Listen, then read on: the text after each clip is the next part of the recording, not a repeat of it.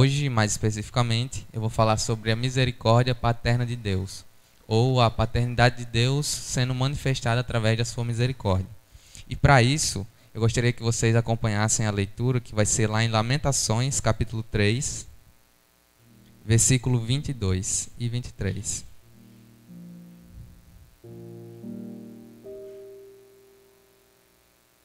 Lamentações 3, 22 e 23.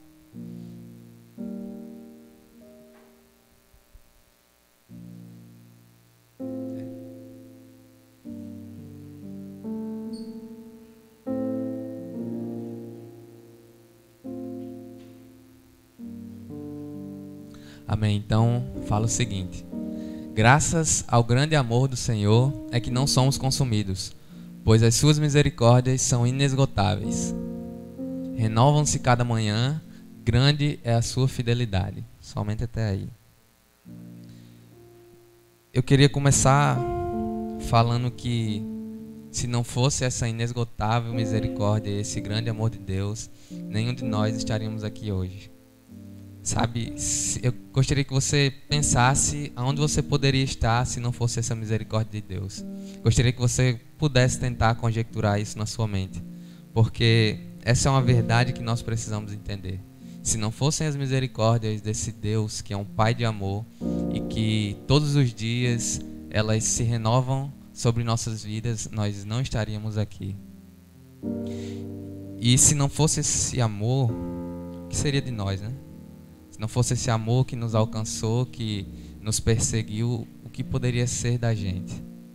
Então, eu gostaria de começar conversando com vocês de que a gente, para ter noção do tamanho dessa misericórdia, precisamos entender onde nós estávamos, para que a gente possa ter uma pequena compreensão sobre o tamanho do Pai misericordioso que nós temos, sobre o quão misericordioso Ele é. Nós precisamos entender onde nós estávamos posicionados antes de sermos alcançados por Ele. E lá em Colossenses capítulo 2, versículo 13, vai falar que nós estávamos mortos. E eu não sei se você sabe, mas morto não se mexe, né? Acho que você deve ter noção disso. E nós estávamos mortos em nossos pecados, em nossas transgressões. Estávamos simplesmente vivendo uma vida de pecado, uma vida desenfreada, na qual a gente apenas sabia pecar. Nós apenas conseguíamos viver uma vida de pecado. Isso se dá porque Adão e Eva, a partir do pecado deles, nós todos fomos feitos escravos desse pecado. Então nós pecávamos deliberadamente antes de sermos alcançados por Ele. Não existia um de nós sequer que pudesse produzir boas obras ou que pudesse fazer algo que não fosse pecar. A gente vai ver que muita gente que não estava em Cristo fez coisas boas. Mas eu quero te falar que até mesmo essas pessoas estão vivendo em pecado. Porque nossas obras, elas não são suficientes para encobrir toda a nossa multidão de erros. As nossas obras, elas são como trapos de imundícia perante a Deus. Então nós precisamos entender que estávamos mortos, inertes em nossos pecados, em nossa própria sujeira e em nossa própria lama. E lá em Romanos capítulo 3, versículo 12, versículo 10 na verdade, do 10 ao 12, e esse eu gostaria de ler com vocês, vai retratar um pouco melhor sobre isso. Vai nos fazer entender ainda mais qual que era a nossa situação e o nosso estado. Então vai falar o seguinte: como está escrito, não há nenhum justo, nenhum sequer. Não há ninguém que entenda, ninguém que busque a Deus. Todos se desviaram, tornaram-se juntamente inúteis. Não há ninguém que faça o bem, não há nenhum sequer. Só até aí. Então aqui nós conseguimos ter uma noção maior do lugar que estávamos. Sabe, quando alguém fala, fulano é bom, fulano é gente boa. Na verdade, não há um bom sequer.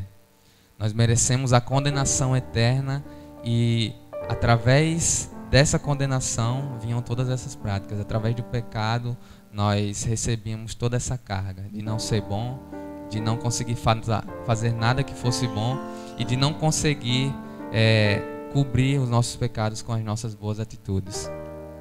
Então esse era o nosso estado. Nós estávamos condenados a essa morte eterna. Iríamos viver eternamente afundados nesse pecado, se não fosse a misericórdia do Pai que nos alcançou. Se não fosse essa misericórdia que chegou até nós, que se revelou para nós, que se mostrou algo que poderia transformar as nossas vidas e que nos salvou. Então, a parábola da oração do fariseu e do publicano, ela chama muito a minha atenção, porque ali eu consigo enxergar duas pessoas que fazem orações bem distintas e que Jesus expõe isso de uma forma que ele mostra que devemos reconhecer esse nosso estado. E o publicano, diferente do fariseu, Jesus fala que ele nem olhava para cima quando ia orar, porque ele se sentia indigno de até olhar para os céus, porque ele sabia reconhecer o quão pecador ele era. Enquanto que o fariseu, em toda a sua arrogância e religiosidade deturpada, estava erguendo as mãos para o alto, fazia cara de tristeza quando estava jejuando para que as pessoas vissem isso, porque ele não tinha reconhecido o tamanho da misericórdia de Deus. Ele não sabia ainda que essa misericórdia o alcançou enquanto ele estava morto em pecados. Então, os nossos pecados, ele nos leva a esse estado. Nossos pecados nos levam à morte eterna, a condenação de estar longe de Cristo para toda a eternidade. E quando nós lemos o versículo 22 desse texto que eu li lá em Lamentações, nós vemos que essa graça, ela é inesgotável, e essa misericórdia, ela é grandiosa, e esse amor, ele é imensurável. Sabe por que eu digo isso? Porque não é que a gente seja ruim, porque a gente é pior do que a gente imagina. Essa é uma verdade que é difícil de você ouvir hoje em dia, porque muitas pessoas pregam acerca do quão você é bom, do quanto você pode e do quanto você consegue. Mas eu quero te falar que essa não é a verdade bíblica. Você não é bom por você mesmo, você não consegue por você mesmo. Jesus fala que sem mim nada podeis fazer. Paulo falou que, aqui onde a gente acabou de ler, que não existe um bom sequer. Não existe um que consiga fazer justiça, que faça o bem. Não existe um. Então, sem Ele, irmãos, sem essa grande misericórdia, nós não somos nada. Sem estarmos em Cristo, sem estarmos revestidos nele, nós não podemos nada. Então, entenda que você estava nesse lugar, para que você possa compreender o tamanho que tem essa misericórdia, para que você possa entender que um Pai de amor te alcançou e te transportou para o seu reino, da sua grandiosa bondade e amor. Então, a partir do momento em que o homem peca, lá em Gênesis 3, a gente pode ver claramente uma história de amor e de misericórdia sendo escrita. Nós veremos Adão pecando junto de Eva, eles sendo expulsos do jardim, e nada disso foi uma surpresa para Deus, porque Ele é soberano e Ele sabe de todas as coisas. Mas aquilo, a partir daquele momento, nós conseguimos ver que começa-se essa história a ser escrita. Essa história de misericórdia e de amor. Se nós formos ler a Bíblia, ela de ponta a ponta tem relação com isso. Tem relação a um Deus que fez nós como criaturas, e a sua criação pecou, se desviou dos seus caminhos, e agora Ele, por amor ao seu nome, por amor à sua própria glória, Ele nos chama para perto dEle, para que possamos render louvores ao nome dEle. E essa misericórdia, meus irmãos, ela é maior do que tudo que você pode imaginar. Ela é inesgotável, ela, como o texto fala, ela nunca se acaba, todas as manhãs ela se renova. E Jesus vai tratar do seu povo lá desde o começo, com Israel, e eles vão para a terra do Egito, e se você ler o Antigo Testamento, você vai ver muitas e muitas histórias de um povo que estava perdido, mas que foi encontrado, que se desviava, mas que se arrependia e recebia misericórdia. E isso começa lá em Gênesis capítulo 17, do versículo 3 ao 7, onde a gente vai ver Deus fazendo uma promessa a Abraão. E eu gostaria de ler isso também.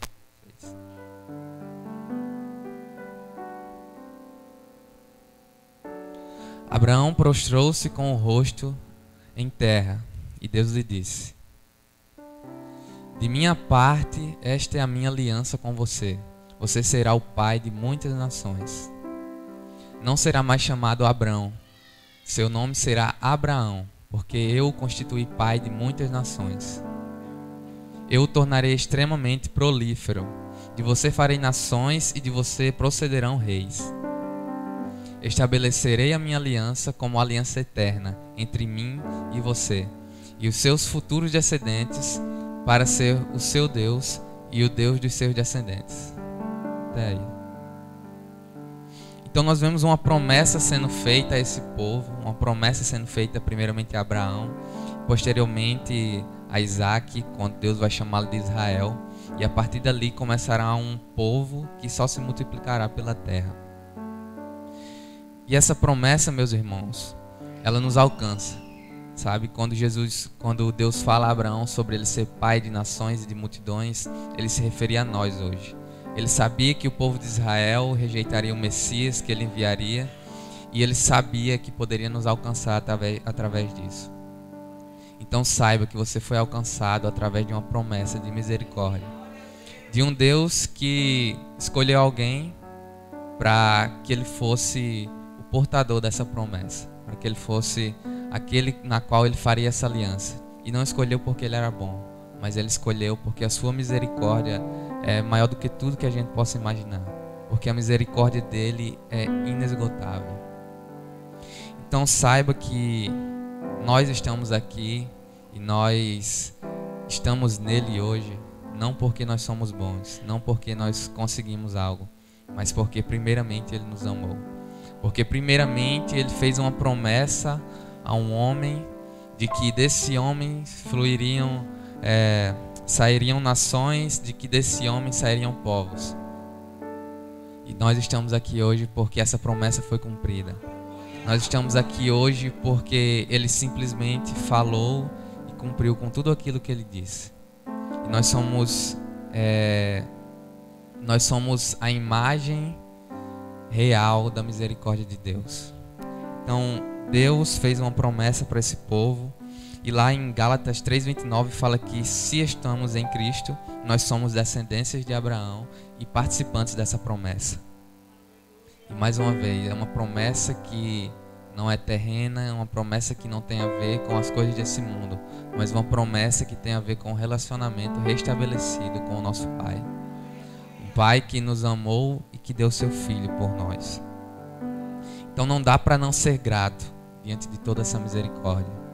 Não dá para a gente deixar de transbordar de alegria e de gratidão a Deus por tudo que Ele nos tem feito. Essa semana eu estava reclamando do meu notebook, que fica travando muito para editar vídeo. E aí Bruna foi e disse: pelo menos você tem um notebook, né? Tem gente que nem tem. E naquele momento eu parei e pensei: caramba, Deus já fez tanta coisa comigo.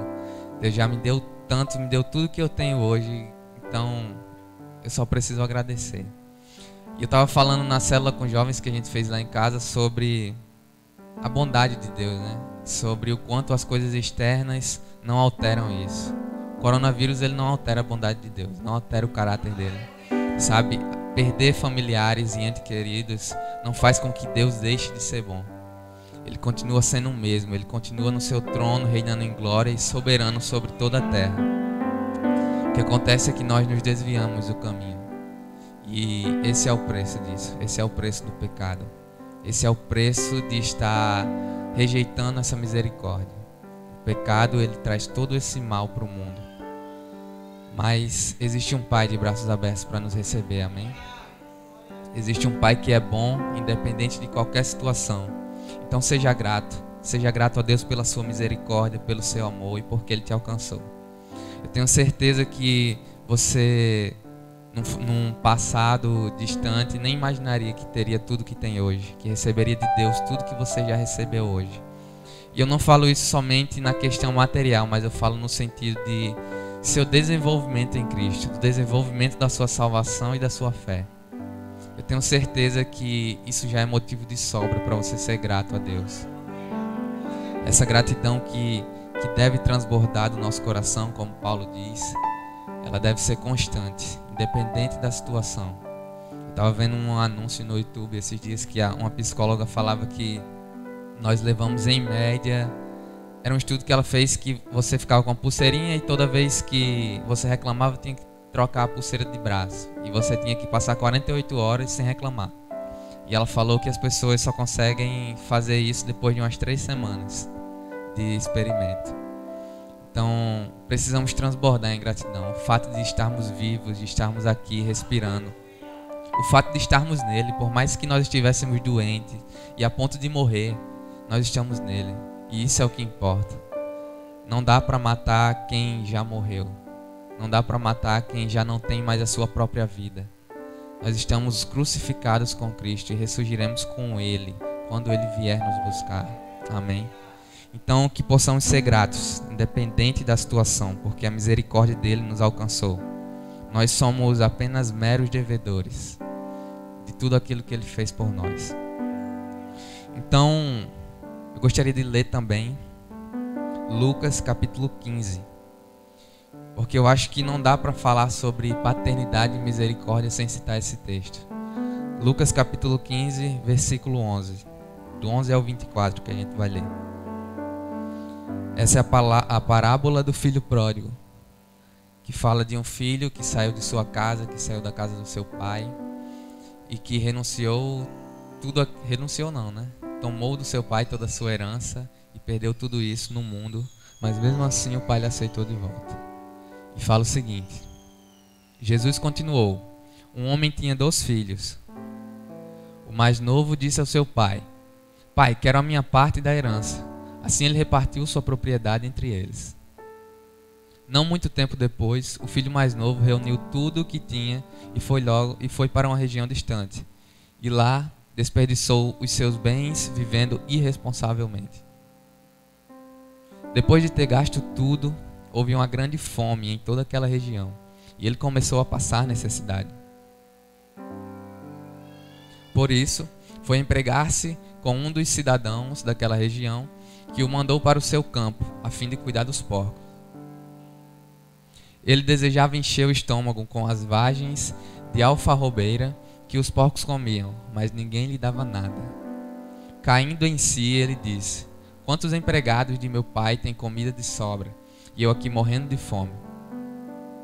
Eu me porei a caminho e voltarei para meu pai, e lhe direi: pai, pequei contra o céu e contra ti. Não sou mais digno de ser chamado teu filho. Trata-me como um dos teus empregados. A seguir, levantou-se e foi para o seu pai.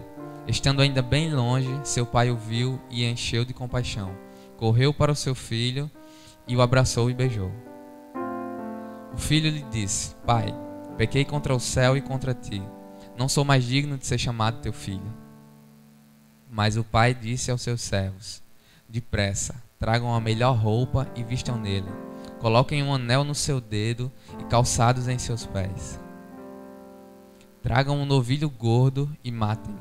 Vamos fazer uma festa e alegrar-nos.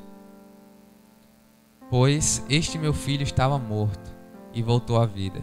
Estava perdido e foi achado. E começaram a festejar o seu regresso. Sabe quando eu estava lá na Jocum fazendo a ETED, que foi a primeira escola que eu fiz lá, a gente teve uma aula de paternidade durante uma semana. E no começo da aula eu disse: caramba, eu acho que eu não tenho nenhum problema de paternidade, né? Meu pai foi gente boa, tinha gente do meu lado que tinha sido espancado pelo pai, que tinha sido abandonado, violentado.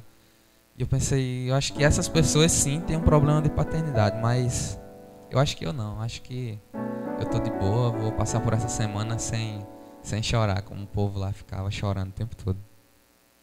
Mas daí aconteceu que no último dia o Espírito Santo ministrou muito ao meu coração acerca da misericórdia de Deus. Porque eu errava, eu falhava com Deus e eu sempre ficava com vergonha. Eu sempre achava que Eu não era digno de voltar e de me arrepender. Eu não era digno de me aproximar novamente dele.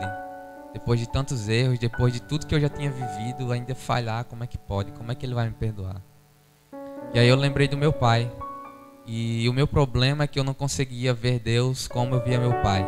Toda vez que eu errava, meu pai brigava comigo, mas me perdoava. E nós voltávamos a ser como éramos antes, como se nada tivesse acontecido. E naquela hora eu percebi e entendi que sempre que a gente se afasta do nosso pai, o desejo dele é que nós voltemos para perto dele. O desejo dele não é que a gente vá e se perca, mas é que a gente volte para perto e seja encontrado. Sabe, aqui a parábola fala que o pai deu uma festa porque o seu filho estava morto e voltou a viver. Ele estava perdido, mas foi achado. E na palavra também fala que há festa no céu toda vez que um pecador se arrepende. Então nós precisamos entender que toda vez que a gente peca contra o Senhor, que toda vez que nós erramos e falhamos diante dele, o que nós precisamos não é se afastar. O que nós precisamos não é nos cobrir de vergonha. O que precisamos é nos arrepender e chegar para mais perto dele. Porque só estando mais perto dele é que você vai ser fortalecido. Só estando mais próximo daquele que nos chamou e que nos criou, que age conosco em misericórdia todos os dias, é que nós vamos estar preparados e aptos para resistir à próxima grande tribulação ou à próxima grande provação que ele tem para a gente. Então o que eu quero dizer com isso é: pecou, vai para mais perto dele. Errou, chega mais próximo. Nós somos filhos de um pai de amor. Lá em Lamentações, onde a gente leu no começo, que é o texto base dessa mensagem, fala que essa misericórdia é inesgotável. Esse é um grande amor. Nós não podemos gastar o tempo da nossa vida achando que somos ruins ao ponto dele não nos aceitar novamente. Nós não podemos nos dar esse luxo, porque isso tem a ver com a nossa eternidade.